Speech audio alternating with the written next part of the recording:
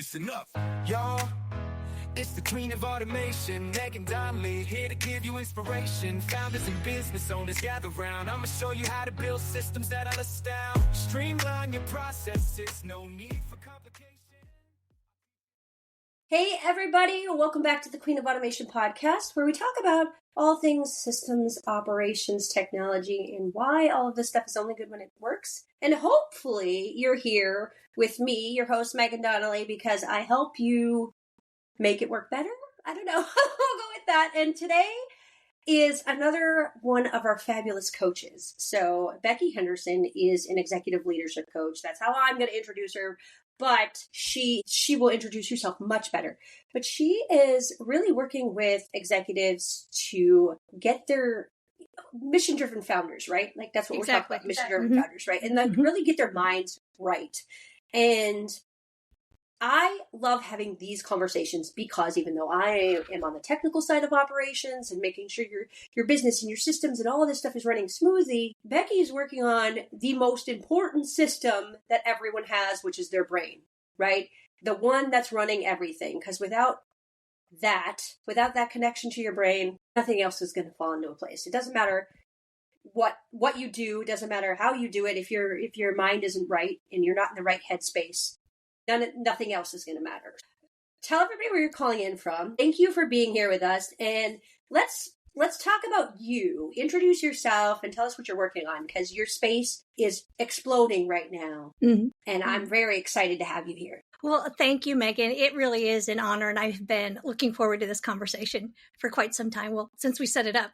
And my name is Becky Henderson.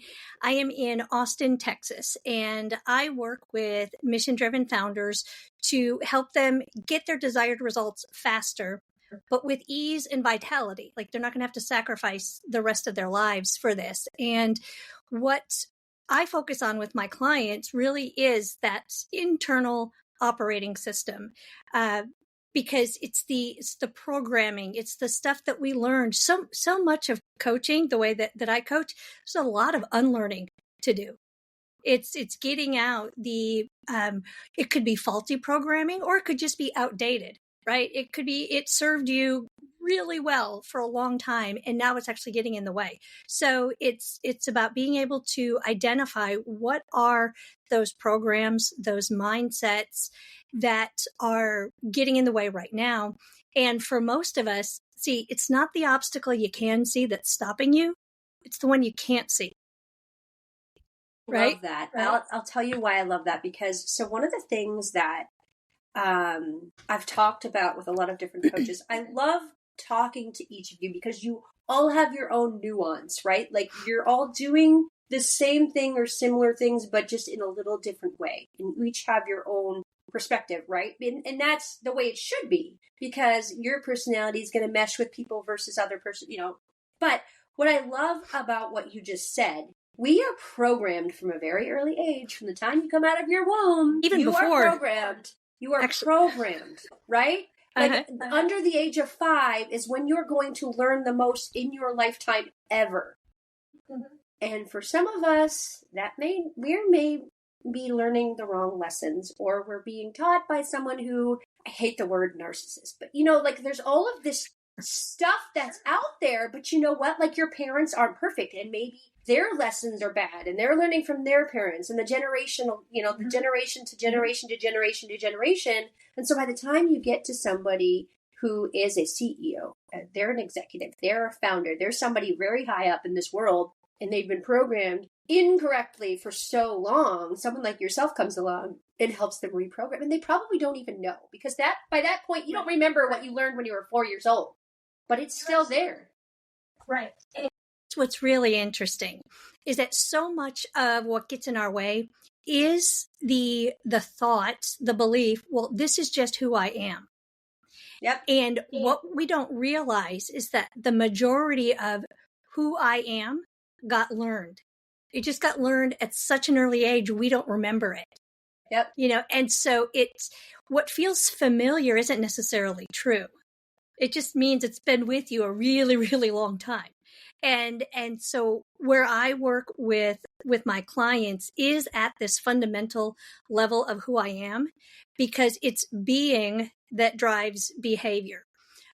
Most coaches, or I'll say a lot of coaches, look at behavior and let's modify the behavior to get different results. And modifying behavior does get different results. However, if you're not addressing the source of the behavior, your results are it's a house of cards. It is going to crash it at some point. And so what I like to say is you can't do your way into being, because being comes first. It's being drives the doing, which drives the having, the results that you get in life. And so what I have found especially with high achievers, so many high achievers are high achievers because they are trying to compensate for who they think they are or aren't. And eventually that catches up with them. Eventually that stops working. Or it may work really well in business, but they're on marriage number 5. Things like that. Hi, my name's Megan, and I have severe ADHD, and it took me 38 years before I could, just finally, I was like, why am I fighting this? I was diagnosed when I was 16, so, I'm the perfect thing. I would love to, we should actually just do me, because one of the things that we were talking about before we hit record was, you know what, let's give the audience an actual little mini session, or let's show them, give them a checklist of, you're an executive, you're a leader, you're a founder, you need someone in your corner, you want a coach, right? We all heard, we all hear about it. You should have a coach. You should have somebody in your inner circle that's helping you, that you can talk to, and you can break down the barriers, and you can get through all the stuff that's going on in your brain, in your life. How do you do that? How do you even find, if I had met you 10 years ago, it probably would have been much more helpful. But I didn't. So let's start now. Right. Because that's exactly what people are dealing with. And all of these people who are being late diagnosed with ADHD and autism and all of this other stuff later on in life, I at least knew when I was 16 that I had it, right? It's how do you deal with all of that stuff, all of the mental stuff? Right. So Megan, we're going to do a mini coaching session. Woo! Right here. Okay. Love it. So you got diagnosed at 16 with ADHD. What did you make it mean about you? What? Rephrase that for me. Okay. So getting diagnosed at 16, I've now got this label on me, ADHD.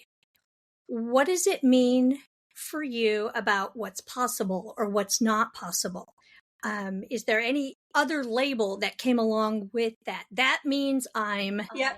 Yep. Okay. No, it was, again, I know now, I'll tell you the difference. Former Meghan, 16-year-old Meghan was screw you parents, you're not putting me on medication, the revolt of, because that's, of course, the first thing that they want to do is they want to medicate you. And we very quickly found out that was never going to work. I'm a huge anti-class 1 narcotic for this type of stuff, because I just don't. Anyway, that's a whole nother episode. We'll do another episode just on that. So that is also a conversation I enjoy having. Yes. So that never happened. We did try it, and then I switched to marijuana. I really did. And that actually helped better at that point in my life, But of course, you figure I'm in my 40s. So that was a long time ago. And it wasn't, my parents were not accepting of that. Mm-hmm. So it was a real struggle. It was a real struggle. But until the diagnosis, even back then, I was I don't understand why I can't sit through a 60-minute class like all my friends, in school. I couldn't do it. High school was horrible for me. And then we didn't even really know what ADHD was until the diagnosis happened. So then afterwards, at least there was some clarity there. It didn't necessarily help, because at 16 years old, really, I'm not going to a therapist. I'm not doing that. That makes me weird, right? I don't want to be this weird person and do all this stuff. Right. Fast forward to now when I look back, I'm oh, I totally get it. Because it wasn't that I wasn't smart. it wasn't that I wasn't. So that was all the things before I got diagnosed. I was like, well, I must just be stupid because I can't figure out how to sit through a classroom. But I'm doing really well on my tests, and I can't do my homework, but I'm really great at taking tests. And there was just all this weird stuff, and you feel like a bad person. You feel like you're not good enough. You feel like you're not smart enough or not strong enough or not whatever. And so fast forward into my 20s, when I finally figured it out and, got through the rest of my teenage years, I was like, hey, this is really cool, because I figured out how to lean into my hyper focus and lean into things that I got really hyper focused on and what other people will translate into their passions, right? So for me, hyper focus meant dopamine. And dopamine is the thing that ADHD humans, neurodivergent humans, are lacking. And so when I hyper focused, my dopamine levels would go up and I'd get really freaking happy and really fast, and I would just kill it and kick ass at whatever that thing is I was focusing on. And so then it became my career injection, if you will. It was how I was able to get, promoted 3 times in 2 years in corporate. It was how I was able to be a high performer because I was leaning into the things that I was really good at. Now, of course, fast forward, and then 20 years later, it also led to extremely fast burnout, right? Yeah, because so that was the cost. Right. And that was the cost, right? So I was able to do all these things, but what I wasn't able to do, the social awareness of setting boundaries, which I'm now experiencing even more with my kids because my son is autistic. So it's me times 100.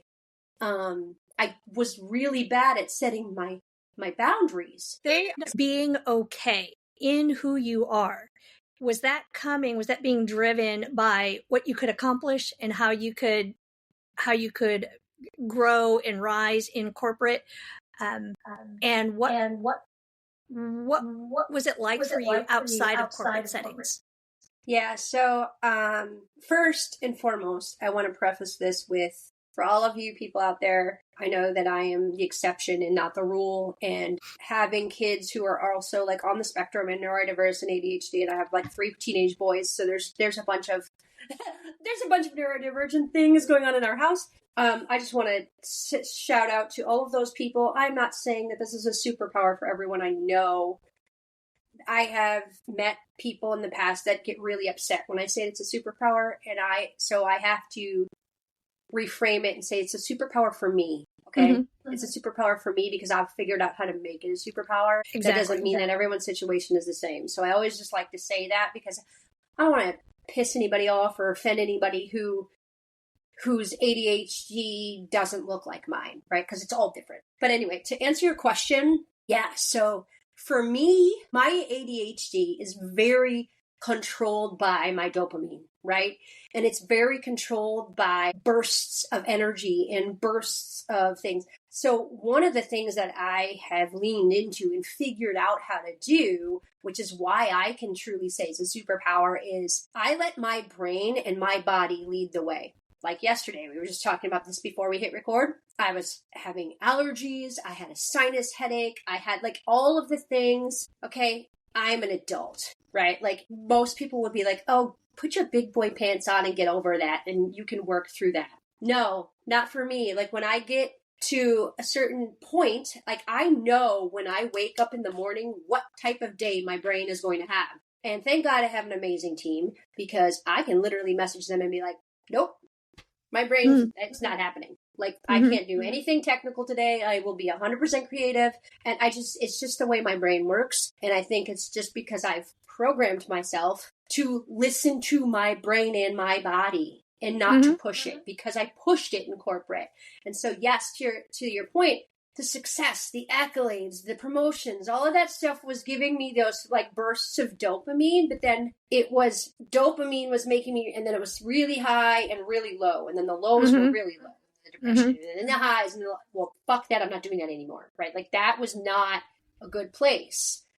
I work best and live best when I'm kind of as even as possible. Because when you're going through really big highs and really big lows, it's nearly impossible to function. So now my brain leads the way. My body leads the way. Mm-hmm. If I wake up on a Tuesday morning and I can just tell, like I can just tell my body is not happening it. I tell my brain's not even going to be able to focus or function. And nope. And so then I take time off. I go for a walk. I go to a coffee shop. I literally just don't work. I go see my daughter. I don't do anything that's going to push it, because if I push it, that's when the burnout stuff starts to happen. Now, that doesn't mean some days it's a full day. Some days it's 3 hours. Some days it's 6 hours, right? Like, the thing that I think people miss, and I'm sure you see a lot of this, and now, first of all, I'm talking about this like it's really easy, right? Like I've just fallen into this. Oh no, this took like 35 years for me to get to this point, right? Like this was not like I woke up one day and I was like, my brain's gonna, no. This was like, and then for the first couple of years when I was like, I just have to, my health, my brain, this has to be the leader, the driver. For the first couple of years, I felt really bad. Like I was like, I'm not doing what I'm supposed to be doing. I'm not living up to my performance. I'm not hustling like I used to. I'm not doing all the things. And I was like, what is wrong with me, right? So there was a huge low. But now, like you said, I'm very comfortable because now I know that, sure, I might have a 24-hour period where I'm not at my desk. And this is where technology comes in. Operations and systems have been the most amazing partner for me. And this is why I have this podcast. This is why I talk to people about it, because you know what? When my brain decides to take a day off, my body decides it's not working today, my business keeps running. Right. It keeps going. You have a system in place. You know, Meghan, the thing that I'm hearing and seeing, and this is the first conversation you and I have ever had. Yes, it has. That's what makes this perfect for the audience. And so what I'm hearing and seeing is that you have been on a journey of what I would call getting back in touch with how whole and complete you already are.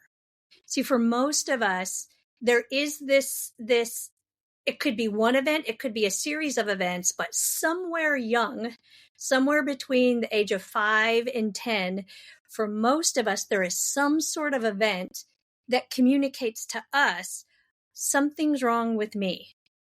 And that's when we begin to compensate. Well, if I earn better grades, then I'll get the love from mom and dad, or the approval. Or if I win at sports, then I'll get, and so we develop these, it's all coping strategies. And so some of the most accomplished, successful people are still trying to compensate for feeling like a loser on the inside. And when that's the case, you can't put it down. You can't put it away. I mean, you keep doing the things that will bring you that dopamine hit, that sense of satisfaction, that sense of being okay. And the shift, like how I work with my clients, is showing them how they can actually generate that sense of being okay in and of themselves. If who I am is always okay, it doesn't matter what happens out here. Like I can win all the awards in the world and it doesn't make me feel better about me. I could lose everything and it doesn't make me feel worse about me, because who I am, my relationship with me, is actually independent of the conditions and the circumstances. Now, I'm not saying it's not great to be successful, but what you're doing is the shift is, this is how I like to put it, is that success or even happiness or peace of mind, it's not a place to get to. It's a place to come from. I bring success to my conditions. I bring peace. I bring happiness and joy. I bring love to my relationship, rather than attempting to just extract it from the relationship to feed the bottomless pit because I'm not already loving myself. I love this. You want to know why I love this? So what I have now been saying for the last couple of years, again, and it's so crazy because I am an ops person, right? So people in the Queen of Automation, so people just automatically assume it's all about software and technology. I'm going to tell you something right now. This is what we've been telling people for the last 2 years now. You're not building a career in a business. You're building a lifestyle. Okay. Lifestyle comes before everything. If you are building yourself, that of course this comes along with building whatever your business you're working on. You're a founder, you're executive. Awesome. That's great. Good for you. But if you're building something that makes you miserable, what the heck? Why? All of my goals now, revenue included, right? Like, because we have business goals, right? Like, we do this thing because we actually want to make money off of it, right? Like, you're not here to just eat ramen noodles for the rest of your life and like be poor, and because that's not something we want to do either. But if you're building something where you're just basically changed to something that you hate, that's not helpful either. So all of my goals now, revenue included, right? Like, it's all based on, I want to buy a beach home so I can be a snowbird. I want to do this. I want to do this. And people laugh at me because if they're like, well, that's not, I'm like, yeah, it is. Because I want to buy a beach home. And if I pick where it is, it's an island, it's in Florida, it's in Texas, wherever the frick I pick, it doesn't matter. Once I know that, once I know how much I want to spend, once I know like all the things, I then can I have a dollar amount. And now I'm going to reverse engineer, okay, what do I have to do to get to that number goal? Exactly. You're building a lifestyle. Everything that you do, even if it's a business, you're still building that business. Like, why do you need to grow 10% this year? What's the purpose? Is it cost of living? Is it just because it's 10% more than last year? By the way, that's not an answer. That's a stupid answer. You're building towards something. You're Mr. CEO. You're Mr. Executive. You're making $600,000 a year, upwards of $1 million a year. Why? What are you doing with it?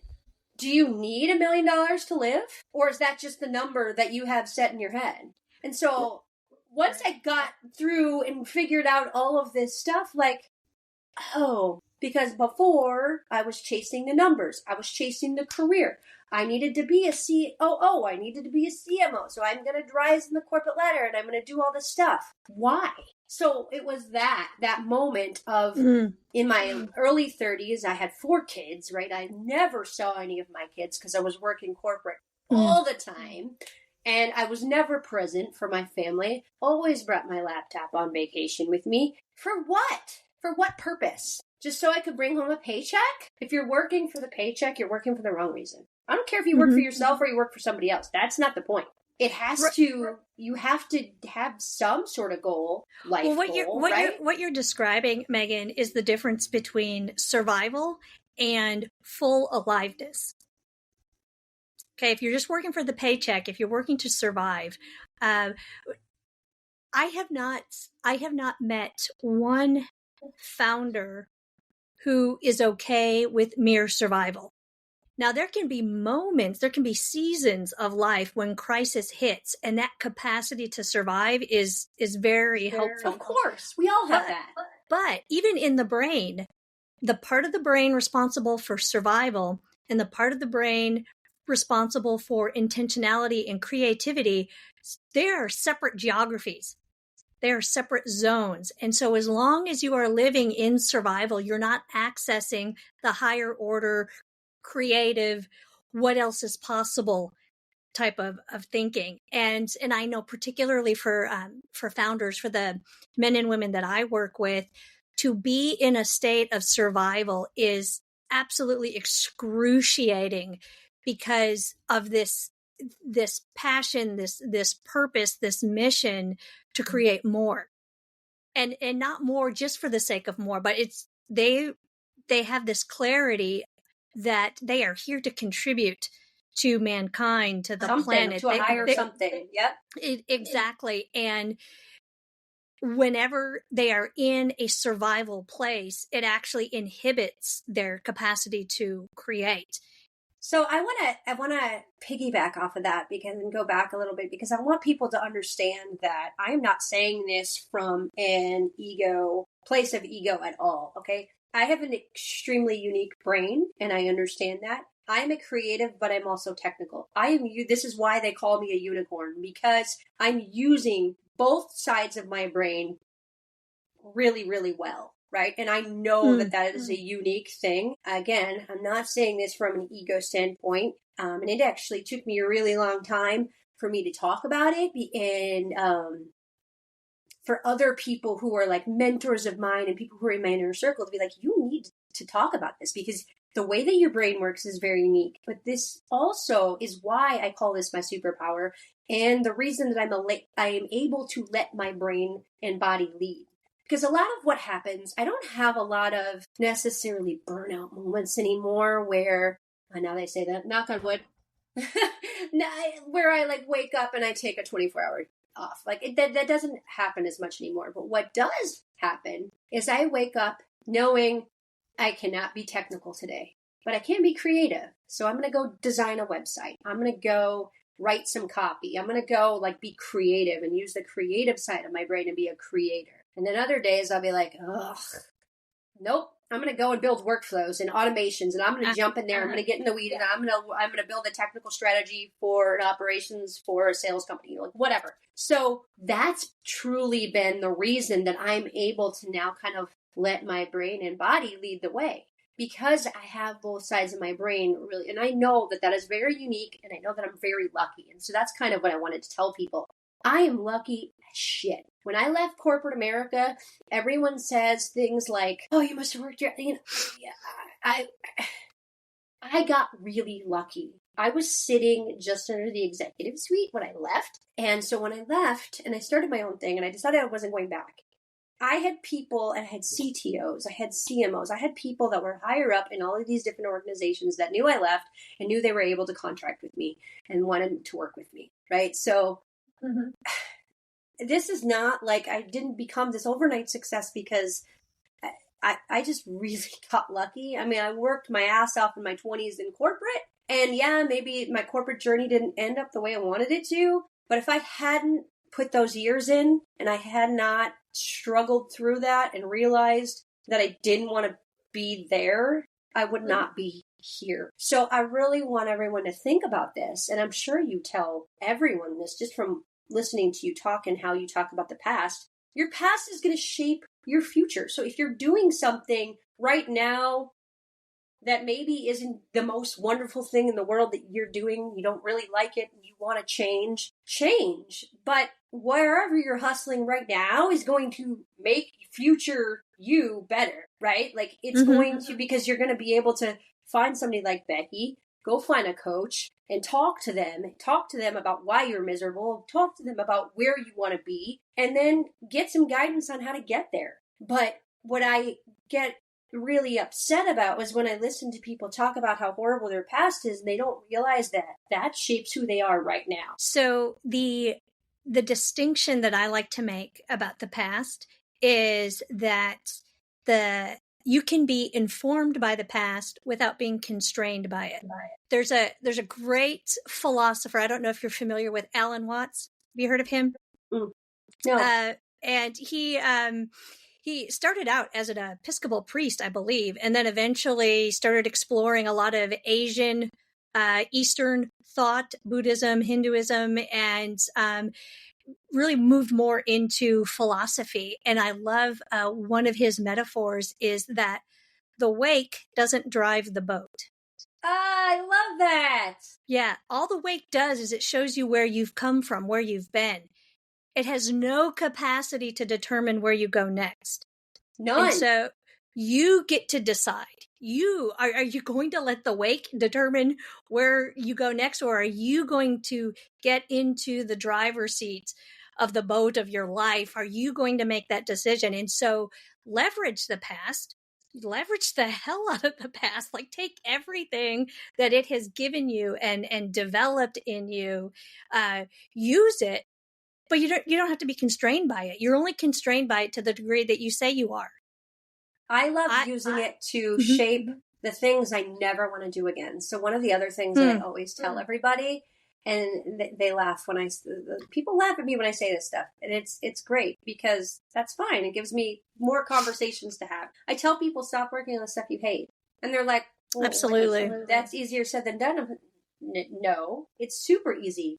If you hate something, like you actually loathe the physical thing in your business and or life, and it's something that you always have to work on because you need it for the business, but you hate it, I guarantee you will make more money if you outsource it or automate it. People then the objection is, well, I don't have money to outsource. Okay, but what's costing you 10, 15, 20 hours because you're going to procrastinate and you're going to work on that thing that you hate last. And it's going to take you forever to finish it because you absolutely hate it. Yep. If you spend the money that you don't have on outsourcing and it gets done within the allotted 15, 20 minutes, whatever the thing is. A lot of this happens with admin tasks because they hate admin work, right? If you outsource, I'm telling you, you're going to get back time, which is the only thing we can't get back. And it is money. Yes. Like people, I know how cliche it is, but time is money. If you're spending time on shit that you hate and it's taking you twice as long to do it, that's dumb. Just go anyway, so I talk about that a lot with people. And I know it's a mindset thing. So I would love to hear your thoughts on this because I'm probably not as nice as you are in my approach. I'm like, stop doing that. Why are you being stupid? I'm not nice. Don't be nice. Don't ever be nice. That actually doesn't serve anyone but your own smallness. Yes. So I would love to hear your thoughts on that because because I know this is probably some of this stuff is overlapping. And this is why I love executive leadership coaches and people that are dealing with these next level high achievers, because a lot of the stuff that I talk about is the same thing, but I would be a horrible coach because I have no empathy for and I'll be, why are you doing that? That's dumb. Just stop doing that. And they'd look at me like, well, that's not helpful. Well, some coaches coach that way, quite frankly. Okay, so to speak to what you just said, so who someone is being shows up in language. And when I hear someone say, well, I don't have the money for that, okay, what that says to me is they do not see themselves as a creator. Because if they saw themselves as a creator, their language would not be, oh, I don't have the money for that.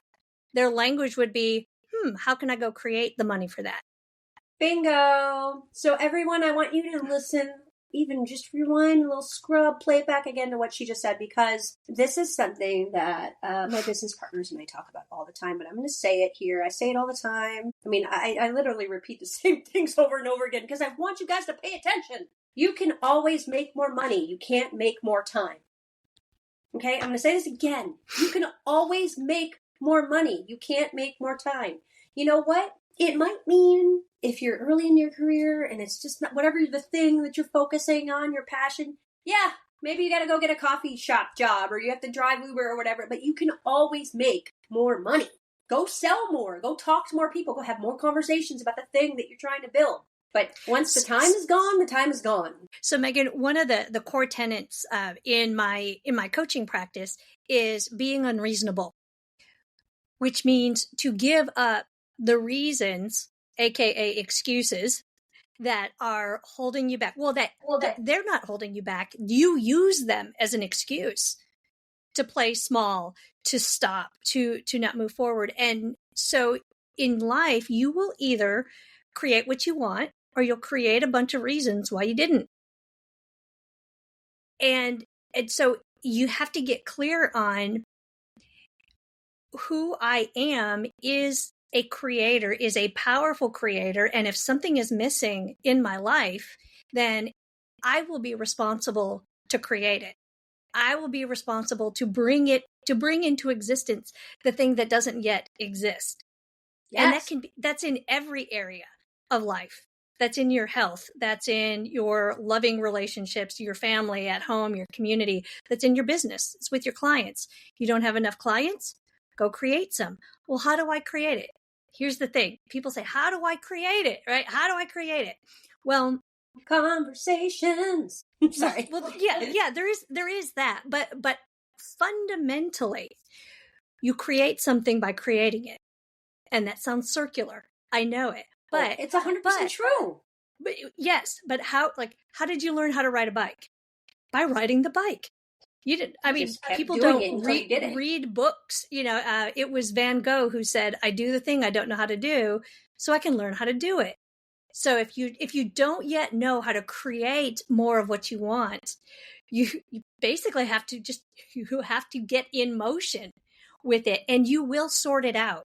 You're going to make a lot of mistakes along the way. I always ask people, well, how many conversations did you have about the thing you're trying to create? How many today? Just today. Yeah. And I always try to talk to people in smaller bursts, right? Because most people can't project or can't forecast 3 years, 5 years, right? So you have to at least, especially with technology in this kind of stuff, I find if I compound it down to a smaller, just today or just this week or just this month, I get better results when talking to these people. And I'll say something like, well, how many conversations did you have today? Not this week, not this month, just today about the thing that you're trying to create. Oh, well, I'm like, so you didn't talk to anybody today? Well, that's why nobody knows who you are. Every single day, rinse, recycle, repeat. Your family is going to hate you. If you are a builder, you're a CEO and you're an executive and you're in startup mode and you're just building this thing, your family and your friends are going to hate you because all you're going to talk about is the thing that you're building. But you know what? They're going to tell their friends and they're going to tell their friends. And then you're on this thing that we all like to call LinkedIn, and they're talk about the thing over and over and over and over and over and over again. Well, so it goes back to, so when someone is building something that they genuinely see this is of service, and they see themselves as being of service, that generates a certain kind of conversation. But when I see myself as a burden, as taking, as needy, that creates a very different conversation, or maybe a lack of conversations. And so there's so much about how we, not only how we see a situation, but how we see ourselves, that then determines what's the course of action we're going to take or not take.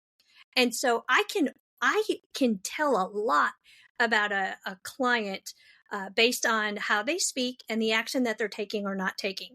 It shows me exactly what are they committed to, how they see themselves. And it's not rocket science. I've just been trained in what to look for and what to listen for. I completely agree. And I think people, do you find, and here's a great question, and because I'm always curious, and I know I've asked others this question too, but other coaches, I should say, leadership coaches, when you're coaching at this executive, do you find a lot of resistance from high performing executives in even needing or wanting a coach because they already think that they're there, right? Because unfortunately there's a lot of ego up there sometimes, and I find that those are the people that need you the most. Because they can't get rid of that. So that ego of where they're supposed to be. I would say there are two camps of leaders when it comes to how they view coaching. There's one camp of leaders that believes coaching is about fixing something that's wrong, and a lot of those leaders are very resistant to it. There's nothing wrong with me. Why do I need a coach? True. Right. Because they don't see it. Yeah. Or they don't feel it. Yeah. Because they don't see what is off, with them. And then the other camp of leaders, they see coaching as a mechanism for continual growth and development. It's not that high performers in sports get coaches because they're so successful. No, high performers in sports are successful because they got coaches, and so those are the two biggest differentiators. The clients that end up hiring me, they're the ones that want to grow and use it as a developmental tool. I think that every executive needs a coach, even if it just starts out where they just have somebody to vent to. It's super lonely. It is super lonely at the top. Even if you're working for somebody else and you're running your own company or you're running your own your own founder, it is extremely lonely. So if you don't have an inner circle right now, go out and get a coach and pay that coach to be your inner circle. Even if it's just starting out where you're just venting to them about what's happening, just getting the crap off your chest and off your brain and out of your mind to somebody else that can listen and talk through it with you is so helpful. Yeah. It's so helpful. And I don't think that people realize the loneliness until they actually meet someone like yourself and they're actually having their conversations and they realize how helpful it is. Like it's a real deal. Like, especially since COVID, and I hate using that as an excuse, right? It's not an excuse anymore. It's a thing. It happened. Now you have to move on. If you're still feeling the stress of being alone by yourself in your office, you have to go out. It's like you just said, you have to go out. Mm-hmm. Just like you have to go out and make more money and have more conversations, you have to go out and find your inner circle. Mm-hmm. Find your people. Yep. Get people to talk to. You know, Meghan, most people don't know how to listen. It's not something, we don't get taught how to listen like we get taught math and reading and things like that, you know, in school. I think it should be like required curriculum. But for most, we don't have the skill set. Most of us don't. And so because most of us don't know how to listen, most of us have not experienced the power of being truly listened to and what happens with that. There's a scripture in the Old Testament. I think it's one of the Proverbs where it talks about how the wisdom of drawing out the deep wells of a man's heart. You know, that a man it's deep waters. That's what it is. Deep waters, and wise is the one that can draw that out. That's what happens with a skilled, powerful listener. The listening actually draws something out of you that wouldn't have come out without it. And it's in theory, it's hard to really understand what that is, but getting a taste of it, getting an experience with it, it'll change your life. And it's funny because the other thing too is, right, like people go and like, you know, Tony Robbins and all these people that they're listening to, right? They go and they spend all this money, boatloads of money to listen to these people. And they might sit there and listen, but then all of the actions that they're supposed to take afterwards, they don't do. And then they complain and they say, oh, well, that didn't work. That coach, that person isn't. Mm-hmm. And they put the excuse or the onus back on the coach or back on the person that they're listening to. Then you didn't actually listen, because most coaches who are doing your job, they're giving you homework. They're giving you action items. They are giving you, even if it's go take a walk and think about, like, they're still giving you physical action items and physical things that you should be doing so that then the next people listen, quote unquote, but then don't action. And so it's like you heard the words, but you didn't really listen, because if you had actually heard what this person just told you, here's all the 10 things that you should have done. Right? So and that's the part that's crazy to me. Here's what's going on with that. I can tell you 100% of what you are committed to by your action. So if you're not doing it, what that says to me is you haven't generated a sincere commitment for it. So you can listen to guidance all day long, but if you're not putting it into action, it's because you haven't generated a real commitment to doing it. Because the moment you commit to it, it shapes how you show up with that thing. So I can, even in hiring a coach, and I've seen this. So I have particularly high fees for a reason. It's because it filters out the non-committed. If you're going to work with me, you have to generate a sincere commitment for that. Now, with that said, there are some people who will pay the high fee and still not generate a sincere commitment. And that's, well, in my work, I can only coach commitment. I can't force you to do something you're not committed to. What I do is, based upon your commitment, if anything's getting in the way of that, that's what gets coached. Right? Something comes up that gets in your way from doing the thing you said you were going to do. That's where we're going to do our coaching. But if the commitment isn't there in the first place, there's nothing to coach. Yes. Everybody listen to that again. Say it again. If the commitment isn't there in the first place, there's nothing left to coach. It's as simple as that.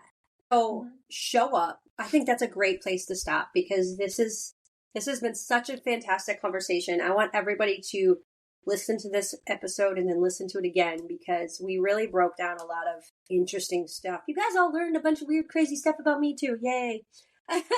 But I want Becky, I want you to tell everybody where they can find you, the best place to reach out to you if they want to get in touch, talk about coaching, or just even see what you're doing these days. LinkedIn is great. She has great content on LinkedIn, so for sure go check her out there. We'll drop the link in the show notes so that you guys can just one click over to see her content. Is there anywhere else that's a great place for them to reach out if they want to talk to you? Yeah, so specifically, I have more information. A lot of the content that I put on LinkedIn, it goes into much more in-depth on my website. I publish a newsletter every week called The Grip, and it's about taking hold of the plenteous life. The name of my coaching company, I love the name. It is The Plenteous Life, and it's all about creating a life of more than enough, nothing missing, and never too much. It's not about survival. It's about going beyond survival, having more than what you want, and being able to create whatever's missing in your life. So you can find out more information about how I work and what that coaching looks like there at plenteouslife.com. Okay, we'll drop that in the show notes too. For sure. And then if you're interested, I wrote a book at the end of 23 called Intentional, and it is 52 maxims of conscious choosing. So it's about making one new choice over the course of a year, one new choice a week. And so that is, you can find that on Amazon and then on LinkedIn. Those are the main places where you'll find me. I'm on some other social platforms slightly. I don't have a whole lot of presence in the other places, but if you'd like to have a conversation, and I love when people engage on the LinkedIn posts because it makes the conversation so much richer. So I'd love to see you over there. It really does. It really does. So that's a wrap, everybody. I want you guys to go out and find Becky, check out her content, visit her website. I'm certainly going to go check out the book because that's really exciting to me. The one choice a week thing. I've been really into that kind of, because journaling is a lot for me. I can't quite get, my ADHD is like journaling. I really want to journal. And so I'm like trying it, and it's not bringing me joy, and I'm like beginning to hate it, so I'm not doing it anyway. That's a whole nother journey for a whole nother episode. So I like the idea of the one thing a week though. So I'm going to go check that out and see if that is different, because, progressionally changing is a really good thing, and we can all grow and learn from each other. All right, everybody. Okay. Ops, technology, AI, all of the things, mindset, your mind is the best operating system, and you need to keep it healthy and happy. So that's a wrap, and we will see everybody next week. And thank you so much, Becky, for being here. This was a fantastic conversation. Thank you. It's been a joy. It's been a joy.